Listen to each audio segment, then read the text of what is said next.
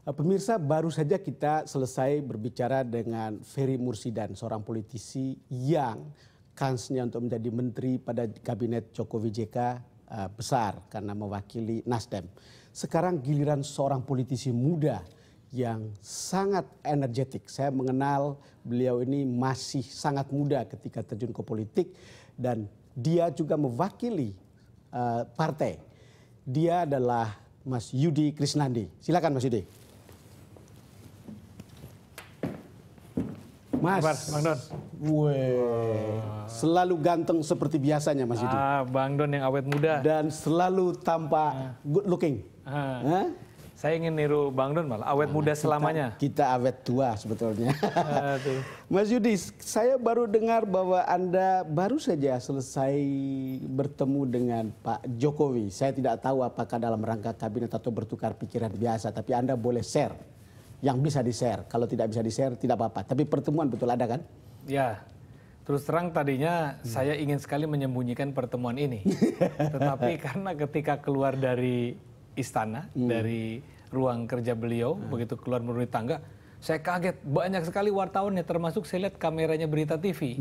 Berita Satu ya? Berita Satu. Jadi ya apa boleh buat sudah ketahuan.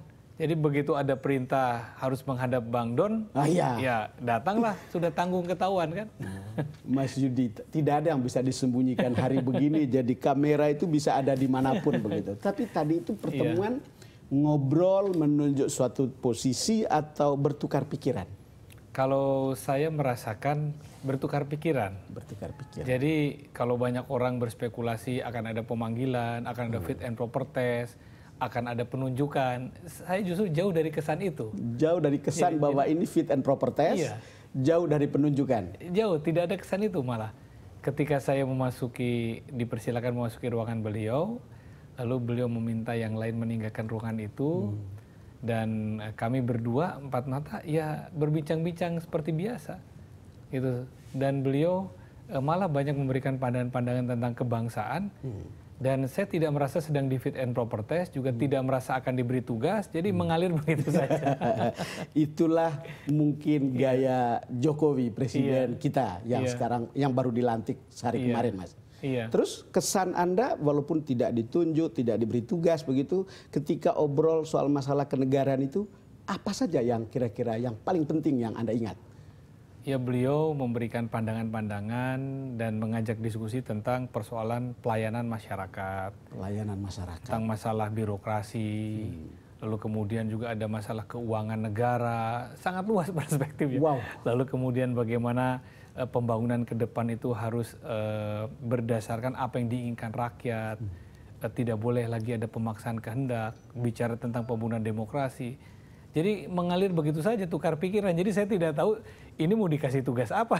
Tapi kalau karena saya mengenal Anda, kan banyak wartawan saya dulu meliput Anda, kemudian mengundang Anda untuk bicara. Saya rasa memang pembicaraan dengan Anda adalah pembicaraan tentang masalah-masalah besar. Saya yakin soal demokrasi, soal pelayanan publik itu adalah makanan Anda sehari-hari. Apalagi waktu di DPR kan Anda tidak berbicara soal masalah-masalah kepemudaan, bahkan walaupun Anda adalah orang yang masih sangat muda usianya. Nah, jadi saya bisa mengerti kalau pembicaranya adalah hal-hal seperti ini. Karena Anda adalah seorang pemikir. Maka saya pun bertanya soal demokrasi yang kemudian didiskusikan tadi itu seperti apa? Ya, demokrasi saat ini ya dalam pandangan Pak Jokowi ini sungguh jauh menggembirakan. Kesadaran dan tanggung jawab politik yang besar tidak hanya dimiliki oleh para tokoh-tokoh bangsa, tapi oleh masyarakat. Kondisi demokrasi yang sangat baik ini menurut Pak Jokowi harus katakanlah dijaga dengan sebaik-baiknya. Tidak hanya dengan stabilitas, tetapi juga dengan karya-karya nyata dari pemerintah, pembangunan nasional yang menjangkau, itu akan menjamin proses demokrasi ini akan semakin matang dan dewasa di masa yang akan datang. Dan yang lebih penting lagi bahwa demokrasi ini tidak hanya milik generasi yang ada sekarang, tetapi milik generasi masa depan. Pendidikan di dalamnya harus betul-betul memberikan pemahaman yang benar tentang proses demokrasi yang bertanggung jawab, demokrasi yang edukatif, demokrasi yang berwawasan ke masa depan. Mas Yudi, saya teringat cuplikan bagian yang agak akhir dari apa yang Anda bicarakan, bahwa ini milik generasi masa depan. Demokrasi kita bukan milik kita sekarang aja, tapi milik generasi masa depan atau anak-anak muda atau generasi muda. Mungkin itu mengindikasikan sejalan dengan isu di luaran, dan saya kira Mas Yudi juga sudah dengar bahwa Anda akan duduk sebagai Menteri Pemuda dan Olahraga. Ya, saya juga kurang begitu tahu dari mana sumbernya itu, beredar demikian luas, bahkan teman-teman saya meng-SMS, menyampaikan pesan singkat lewat BBM, ditulis di mana-mana, dan ketika saya bertemu dengan Pak Jokowi, tidak ada satu kata pun yang terkait dengan masalah-masalah tersebut. Nah, namun kalau ditanyakan mengenai hal itu, saya yang pasti tidak tahu kira-kira Bapak Presiden itu akan memberikan kepercayaan dan tugas seperti apa dan posisi apa kepada saya. Hanya satu hal, saya melihat bahwa Bapak Presiden memiliki concern yang besar kepada proses regenerasi kepemimpinan ke depan, pada proses transformasi demokrasi. Beliau sangat concern terhadap generasi muda.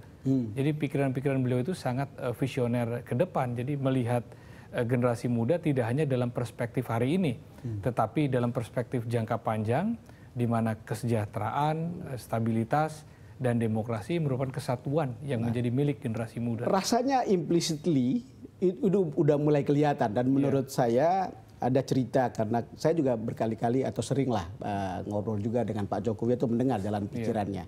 Itu soal kaum muda, soal pendidikan dan revolusi mental. Toh kalau Anda duduk di Menpora, persoalannya kan bukan cerita, Menpora maksud saya, bukan cerita soal olahraga saja. Olahraga adalah sebuah lapangan becek yang lain, tetapi soal revolusi mental untuk generasi muda adalah soal yang lebih serius dibanding olahraga. Apa yang ada dalam pikiran Anda? Ya, revolusi mental merupakan jargon politik ya yang sangat monumental di era pemerintahan sekarang ini, dan merupakan sebuah kebutuhan yang harus dilakukan oleh segenap komponen bangsa agar bangsa ini menjadi sehat. Dan salah satu sasaran utama dari revolusi mental ini generasi muda. Karena generasi muda akan menjadi motor penggerak pembangunan nasional. Dia harus bersih. Mentalitasnya harus baik, moralitasnya harus baik, etikanya juga harus terpuji, dan yang paling penting bagaimana melalui revolusi mental itu bisa menciptakan national and character building. Ya. Dan pada ujungnya adalah keteladanan. Nah, kita kan memerlukan pelopor-pelopor, pionir-pionir. Memerlukan juga hero-hero baru, pahlawan-pahlawan baru yang memang bisa menggerakkan seluruh potensi bangsa ini, dan itu dimiliki orang muda. Jadi legacy itu yang ingin diwariskan Pak Jokowi pada generasi muda. Ya, kalau begitu Anda adalah orang yang tepat untuk membicarakan ini dan menangani ini, bukan? Ya, ini common sense saja, Mas Yudi. Ini kan tadi Bang Don kan menanyakan pandangan saya. Itu betul. Ya, pandangan saya seperti itu, tapi tidak dalam konteks isu-isu itu. Ya, oke, Mas Yudi, kita akan lanjutkan setelah jeda ini.